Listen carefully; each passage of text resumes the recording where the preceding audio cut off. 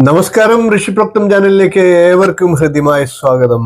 2026 ആണ്ട് ഏവരും പ്രതീക്ഷയോടുകൂടി കാത്തിരിക്കുകയാണ്. 2026 എന്ന വർഷത്തിന്റെ സമ്പൂർണ്ണ പുതുവർഷ നക്ഷത്രഫലത്തെയാണ് ഇപ്പോൾ അവതരിപ്പിക്കുന്നത്. 2026 എല്ലാവരും പ്രതീക്ഷയോടുകൂടി കാത്തിരിക്കുകയാണ്. എല്ലാവർക്കും പുതുവർഷ ആശംസകൾ നേർന്നുകൊണ്ട് നമുക്ക് ഇന്നത്തെ വീഡിയോയിലേക്ക് കിടക്കാം. ഓരോരോ നക്ഷത്രക്കാരുടെ പ്രത്യേകം ഫലങ്ങളെ പറഞ്ഞു പോകാം. ഇപ്പോൾ നമുക്ക് അത്തം നക്ഷത്രക്കാരുടെ 2026 എന്ന പുതുവർഷത്തിന്റെ സമ്പൂർണ്ണ നക്ഷത്രഫലത്തെ നോക്കാം. അത്തം നക്ഷത്രക്കാർക്ക് വ്യാഴം 10, 11 ഭാവങ്ങളിലായിട്ടാണ് സഞ്ചരിക്കുന്നത്. ശനി 7ലും രാഹു 6ലും സഞ്ചരിക്കുകയാണ്. സമ്മിശ്രമായിട്ടുള്ള അനുഭവങ്ങൾ ആവർത്തിക്കുന്ന വർഷമാണ്. പുതിയ തൊഴിലൊക്കെ ലഭിക്കാനുള്ള സാഹചര്യങ്ങൾ ഉണ്ടായേക്കാം. എന്നാൽ അതിലൊന്നും പൂർണ്ണ തൃപ്തി ഉണ്ടാകണമെന്നില്ല. ഉദ്യോഗസ്ഥരായിട്ടുള്ളവർക്ക് തൊഴിലിടത്തിൽ സുഗമതയും അധികാരവും ഒക്കെ കുറയുന്ന സാഹചര്യങ്ങൾ ഉണ്ടാകും. പ്രതീക്ഷിച്ച സ്ഥാനക്കയറ്റമൊന്നും ഉണ്ടാകണമെന്നില്ല. വേതന കാര്യത്തിൽ നാമമായിട്ടുള്ള വർധനവൊക്കെയാണ് വന്നു ചേരുക. അതിലൊക്കെ സംതൃപ്തി കുറയുന്നതാണ്. ബിസിനസ്സിലൊക്കെ ലാഭം കൂടാനുള്ള സാഹചര്യങ്ങൾ ഇല്ലാതാകുന്നതാണ്. നിലവിലെ സ്ഥിതി തുടരുക തന്നെയാണ് ബിസിനസ്സുകാർക്ക് അനുകൂലം. പുതുസംരംഭങ്ങളെ ഒരു പരീക്ഷണമായി മാത്രം കണ്ട് തുടങ്ങുക.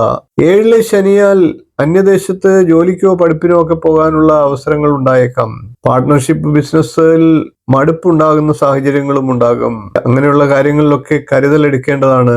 വീട് നിർമ്മാണത്തിന് തുടക്കം കുറിക്കാൻ സാഹചര്യങ്ങൾ ഉണ്ടാകും. വാഹനം വാങ്ങാനുള്ള യോഗവുമുണ്ട്. 6ാം ഭാവത്തിൽ രാഹു നിൽക്കുന്നതുകൊണ്ട് തന്നെ അപ്രതീക്ഷിത ധനാഗമം ഉണ്ടാകുന്നതാണ്. ശത്രുക്കളുടെ മേൽ വിജയം കൈവരിക്കാൻ സാധിക്കുന്നതാണ്. പ്രണയകാര്യങ്ങളൊക്കെ നിലനിർത്തുക ക്ലേശകരമായി തോന്നിയേക്കാം.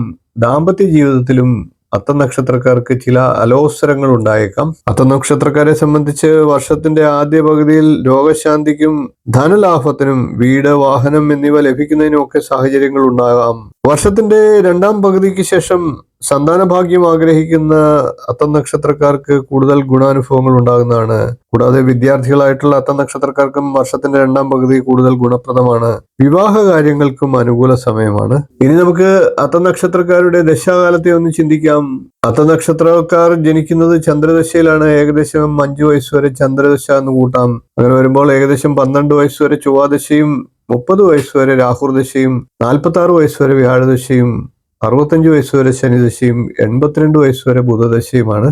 ഇതിലിപ്പോൾ ചൊവ്വാദശ, വ്യാഴദശ, ബുധദശ എന്നീ ദശാകാലങ്ങളുള്ള അത്തം നക്ഷത്രക്കാർക്ക് കൂടുതൽ അനുകൂലപ്രദമായിട്ടുള്ള വർഷമാണ് 2026. എല്ലാ അത്തം നക്ഷത്രക്കാർക്കും 2026 വളരെ നല്ലൊരു വർഷമാകട്ടെ എന്ന് ആശംസിക്കുന്നു.